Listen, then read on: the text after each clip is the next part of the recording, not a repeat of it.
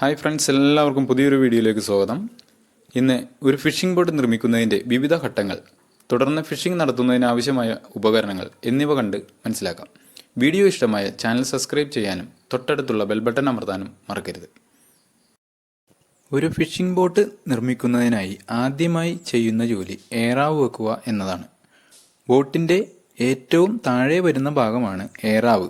ഏറാവിൻ്റെ നീളം അനുസരിച്ച് ആയിരിക്കും ബോട്ടിൻ്റെ വലിപ്പം കണക്കാക്കുന്നത്. പണ്ട് കാലങ്ങളിൽ മരത്തിൻ്റെ ബോട്ടുകളാണ് നിർമ്മിച്ചിരുന്നത്. എന്നാൽ ഇപ്പോൾ കൂടുതലായി ഇരുമ്പ് ബോട്ടുകളാണ് നിർമ്മിക്കുന്നത്. ഏറാവ് നിർമ്മിക്കുന്നതിനായി കട്ടിയുള്ള 20 mm ആംഗ്ലെയർ പ്ലേറ്റുകളാണ് ഉപയോഗിക്കുന്നത്. ഇവ തമ്മിൽ വെൽഡ് ചെയ്ത് യോജിപ്പിക്കുന്നു. ഏറാവിൽ നിന്ന് തുടങ്ങിയാണ് ബോട്ടിൻ്റെ കൊമ്പ് വെക്കുന്നത്. അതുപോലെ തന്നെ ബോട്ടിൻ്റെ ബാക്ക് സൈഡിൽ പങ്ക വരുന്ന പീസും വെക്കുന്നു. ഇതിനാവശ്യമായ ഇരുമ്പ് ആംഗ്ലെയറുകൾ ബോട്ടിൻ്റെ വലിപ്പത്തിനനുസരിച്ച് കൃത്യമായ അളവുകളിൽ സെറ്റ് ചെയ്ത് എടുക്കുന്നു. അതിനുശേഷമാണ് ബോട്ടിൻ്റെ എൻജിൻ കള്ളിയും സ്റ്റോറും തമ്മിൽ തിരിക്കുന്ന ജോലിയാണ് ചെയ്യുന്നത്. അതിനെ ബൾക്കറ്റ് എന്നാണ് പറയുന്നത്. അത് കഴിഞ്ഞാൽ ബോട്ടിൻ്റെ കണ്ണാടി പ്ലേറ്റ് വെക്കുന്നു. കണ്ണാടി പ്ലേറ്റ് എന്ന് പറഞ്ഞാൽ ബോട്ടിൻ്റെ പിൻഭാഗത്ത് വരുന്ന വലിയ ഒരു പോർഷനാണ്. കണ്ണാടി പ്ലേറ്റ് വെച്ച് കഴിഞ്ഞാൽ അളവുകൾ കൃത്യമായി നോക്കി ആംഗ്ലെയർ വെക്കുകയാണ് ചെയ്യുന്നത്. അത് കഴിഞ്ഞാൽ കൃത്യമായി ഓരോ മട്ടവും വെക്കുന്നു. തുടർന്ന് ബോട്ടിൻ്റെ ഉൾഭാഗത്തെ ബെൽറ്റ് ഓടിക്കുന്നു. അതിനുശേഷമാണ് വാൾക്ക സെറ്റ് ചെയ്യുന്നത്. ഇതെല്ലാം ചെയ്യുന്നത് ചെയിൻ ബ്ലോക്ക് ഉപയോഗിച്ചാണ്. കാരണം ഇവ വളരെ ഭാരമേറിയ ഭാഗങ്ങളായതുകൊണ്ടാണ് ചെയിൻ ബ്ലോക്ക് ഉപയോഗിച്ച് ചെയ്യുന്നത്. പല വലിപ്പത്തിലുള്ള ബോട്ടുകളുടെ നിർമ്മിതിയാണ് വീഡിയോയിൽ കാണിച്ചിരിക്കുന്നത്. 80, 100, 60 അടി വലിപ്പമുള്ള ബോട്ടുകളുടെ നിർമ്മാണമാണ് കാണുന്നത്. ആംഗ്ലെയർ കൃത്യമായ അളവുകളിലെല്ലാം വച്ചതിന് ശേഷം ഒരു ചട്ടക്കൂടാക്കി തീർക്കും. ഇതിൻ്റെ ഭാഗങ്ങളെയെല്ലാം ഇലക്ട്രിക് വെൽഡ് ചെയ്താണ് പിടിപ്പിക്കുന്നത്. വെയിലും മഴയും കൊള്ളാത്ത വിധം ഒരു ഷെഡിലാണ് ഈ പണികളെല്ലാം നടക്കുന്നത്.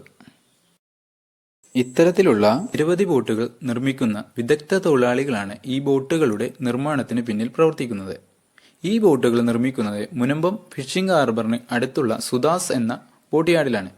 ഇതിൽ ചില ബോട്ടുകൾ മറ്റുള്ള യാർഡുകളിൽ നിർമ്മിക്കുന്നവയുമാണ്. ഇവിടെ നിരവധി ബോട്ട് യാർഡുകളാണ് മുനമ്പം മേഖലയിലുണ്ട്. ഇതുപോലുള്ള 100 അടിയിൽ കൂടുതൽ വലിപ്പമുള്ള ബോട്ട് നിർമ്മിക്കുന്നതിനായി 1 കോടി രൂപയിൽ കൂടുതൽ ചിലവ് വരുന്നുണ്ട്. അതുകൊണ്ട് പല ബാങ്കുകളിൽ നിന്നും ലോൺ എടുത്താണ് നിർമ്മാണം പൂർത്തിയാക്കുന്നത് എന്നാണ് അറിയുന്നത്. ബോട്ടിൻ്റെ സൈഡിൽ താഴ്ഭാഗത്ത് വരുന്ന ഷീറ്റുകൾ 8 mm ഷീറ്റുകളാണ്. ഈ ഷീറ്റുകൾ മുറിച്ചെടുക്കുന്നതിന് വേണ്ടി ഗ്യാസ് കട്ടറാണ് ഉപയോഗിക്കുന്നത്. ഇത് ബോട്ടിൻ്റെ താഴ്ഭാഗത്ത് സൈഡിൽ നിന്നും വെൽഡ് ചെയ്ത് പിടിപ്പിച്ച് തുടങ്ങുന്നു. അതിനുശേഷമാണ് സ്റ്റോർ പണിയുന്നത്. അത് കഴിഞ്ഞാൽ ഡെക്ക് എന്ന് പറയുന്ന പോർഷനാണ് ചെയ്യുന്നത്. ബോട്ടിൽ കയറിയാൽ നമ്മൾ നിൽക്കുന്ന ഭാഗമാണ് ഡെക്ക് എന്ന് പറയുന്നത്. ഇത്രയും ജോലി ചെയ്തു കഴിയുമ്പോൾ ബോട്ടിൻ്റെ ഷേപ്പായി തീർന്നിട്ടുണ്ടാകും. തുടർന്ന് കവറിംഗ് ബോർഡാണ് ചുറ്റും സെറ്റ് ചെയ്യുന്നത്. കവറിംഗ് ബോർഡ് വെക്കുന്നത് ബോട്ടിന് തട്ടോ മുട്ടോ ഉണ്ടായാൽ യാതൊരുവിധ കേടുപാടുകൾ ഉണ്ടാവാതിരിക്കാനാണ്. ഇതിനായി കട്ടിയുള്ള പ്ലേറ്റുകളാണ് ഉപയോഗിക്കുന്നത്. അതുപോലെ തന്നെയാണ് ബോട്ടിൻ്റെ കൊമ്പും വെക്കുന്നത്. ബോട്ടിൻ്റെ മുൻവശത്തെ അണിയമെന്നും പുറകുവശത്തെ അമരമെന്നുമാണ് പറയുന്നത്. ഡെക്കിൻ്റെ മുകളിലാണ് വീലോസ് പണിയുന്നത്.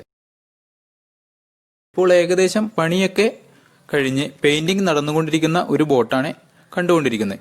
ഇവിടെ നല്ല രീതിയിൽ തന്നെ പെയിൻറ്റിങ് ജോലി നടന്നുകൊണ്ടിരിക്കുകയാണ്. നിരവധി തൊഴിലാളികളാണ് ബോട്ട് നിർമ്മാണ ജോലിയിൽ പങ്കെടുക്കുന്നത്. ഒരു ബോട്ട് നിർമ്മാണം പൂർത്തിയാക്കുവാൻ ചുരുങ്ങിയത് 3 മാസക്കാലമെങ്കിലും വേണ്ടിവരും. അതുപോലെ തന്നെ നിർമ്മാണം നടക്കുന്ന ബോട്ട് യാർഡുകൾ പുഴയോരങ്ങളിലാണ് സാധാരണയായി കണ്ടുവരുന്നത്. പണി പൂർത്തീകരിക്കുന്ന ബോട്ട് യാർഡിലെ റെയിലിൽ കൂടിയാണ് പുഴയിലേക്ക് ഇറക്കുന്നത്. ബോട്ടിൻ്റെ പിൻഭാഗത്ത് താഴെയാണ് പങ്കയും സീകോർക്കും ചുക്കായപ്പലയും സ്ഥിതി ചെയ്യുന്നത്. ഇവിടെയാണ് സീകോർക്ക്. ഇതിലൂടെയാണ് വെള്ളം എഞ്ചിനിലേക്ക് ബോട്ട് വലിച്ചെടുക്കുന്നത്. അതുപോലെ തന്നെ അടുത്ത് കാണുന്നതാണ് പങ്ക.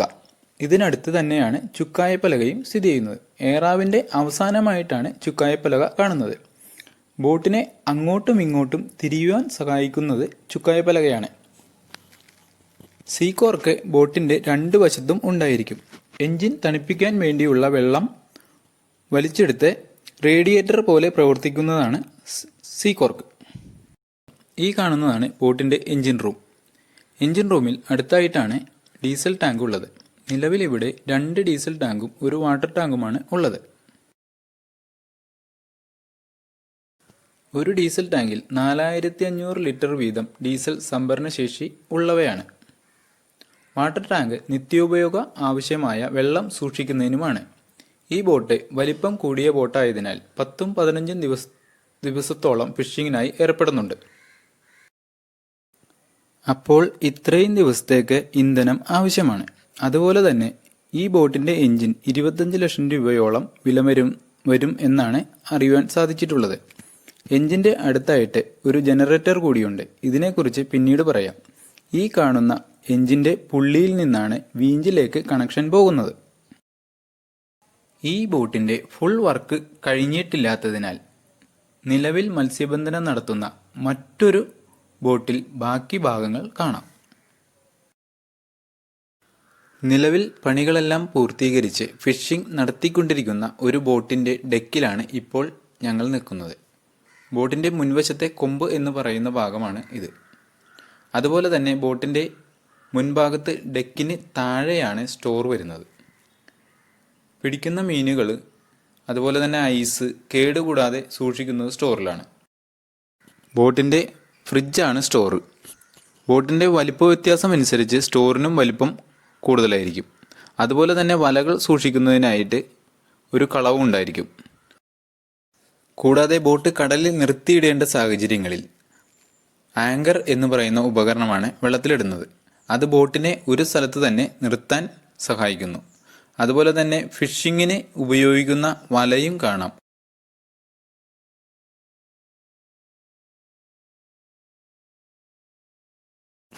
കൂടാതെ വെള്ളത്തിനാവശ്യത്തിന് കന്നാസുകളും ഇവിടെ ഡെക്കിൽ തന്നെയാണ് സൂക്ഷിച്ചിരിക്കുന്നത്. ഇനി നമുക്ക് വീലോസ് കാണാം. ഇവിടെ തൊട്ടടുത്തായി കൂട്ടബോട്ടുകളും കാണാം.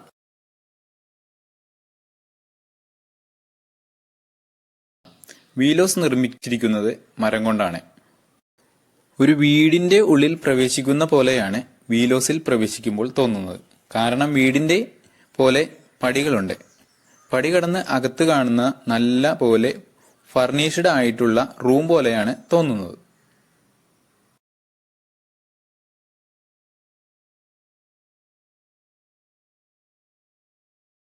ഇതാണ് ബോട്ടിൻ്റെ സ്റ്റീറിംഗ്. ബോട്ട് ഓടിക്കുന്ന ആളെ സ്രാങ്ക് എന്നാണ് പറയുന്നത്. സ്രാങ്കാണ് ബോട്ടിൻ്റെ ക്യാപ്റ്റൻ. ക്യാപ്റ്റന്റെ നിർദ്ദേശപ്രകാരമാണ് എല്ലാ ജോലികളും ബോട്ടിൽ നടക്കുന്നത്.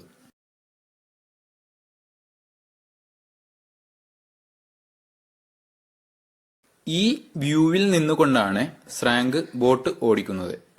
കൂടാതെ ഫിഷിംഗ് നടത്തുന്നതിന് സഹായകരമായ ചില ഉപകരണങ്ങൾ ഇനി നമുക്ക് പരിചയപ്പെടാം. GPS global position system. ഈ ഉപകരണം ബോട്ട് എവിടെ സ്ഥിതി ചെയ്യുന്നു എന്നും അടുത്തുള്ള പോർട്ടുകളുമായുള്ള ദൂരം, ബോട്ടിന്റെ സ്പീഡ് എന്നിവയെ മനസ്സിലാക്കാൻ സഹായിക്കുന്നു. ബോട്ടിന്റെ സ്പീഡ് നോട്ടിക്കൽ മൈലിനെ ആസ്പദമാക്കിയാണ് പറയുന്നത്. അതുപോലെ തന്നെ മത്സ്യസമ്പത്ത് എവിടെയാണ് കൂടുതലായി ലഭിക്കുന്ന സ്ഥലം, ബോട്ട് ഫിഷിംഗ് നടത്തുന്ന സ്ഥലത്തിന്റെ കടലിന്റെ ആഴം എന്നിവ അറിയുന്നതിനായി എക്കോ സൗണ്ടർ ഉപയോഗിക്കുന്നു.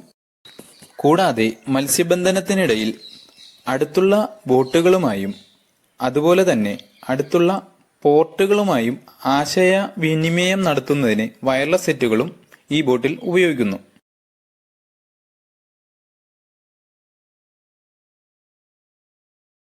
ബോട്ടിന് വണ്ടികളുടേതുപോലെ ബ്രേക്ക് ഇല്ല. ബോട്ടിന്റെ ബ്രേക്കിംഗ് സിസ്റ്റം മുന്നോട്ട് ഓടുന്ന ബോട്ടിനെ റിവേഴ്സ് ഗിയർ ഇടുമ്പോൾ വലതുവശത്തേക്ക് കറങ്ങുന്ന പ്രൊപ്പല്ലർ അഥവാ പങ്ക ഇടതുഭാഗത്തേക്ക് കറങ്ങുന്നു. തത്ഫലമായിട്ടാണ് ബോട്ട് പിന്നോട്ട് സഞ്ചരിക്കുന്നത്. ഇവിടെ അടുത്ത് തന്നെയായി RPM മീറ്റർ കാണാം. എഞ്ചിന്റെ സ്പീഡ്, എത്രത്തോളം ബോട്ട് ഓടി എന്നും ഓയിൽ ചേഞ്ച് എന്നിവ RPM മീറ്ററിലൂടെയാണ് മനസ്സിലാക്കുന്നത്. റെവല്യൂഷൻ പെർ മിനിറ്റ് എന്നുള്ളതിനെ ചുരുക്കം പറയുന്നതാണ് RPM. ഈ ഉപകരണങ്ങൾ വീലോസിന്റെ അടുത്ത് തന്നെയാണ് ഉള്ളത്. കൂടാതെ ഇൻവെർട്ടർ സംവിധാനവും നിലവിലുണ്ട്. ഇവിടെയാണ് ബോട്ടിന്റെ തൊഴിലാളികൾ റെസ്റ്റ് ചെയ്യുന്നു. ഉറങ്ങുന്നതിനുമായിട്ട് ഉപയോഗിക്കുന്നത്. വീലോസിൻ്റെ ഉള്ളിൽ അല്പം ബാക്ക് സൈഡിൽ വിശാലമായ സൗകര്യമുണ്ട്. അതുപോലെ തന്നെ ഭക്ഷണം പാകം ചെയ്യുന്നതിനായിട്ട് ഗ്യാസാണ് ഉപയോഗിക്കുന്നത്. ബോട്ടിൻ്റെ മീൻകറികൾ വളരെ സ്വാദിഷ്ടമായിട്ടാണ് അറിയപ്പെടുന്നത്.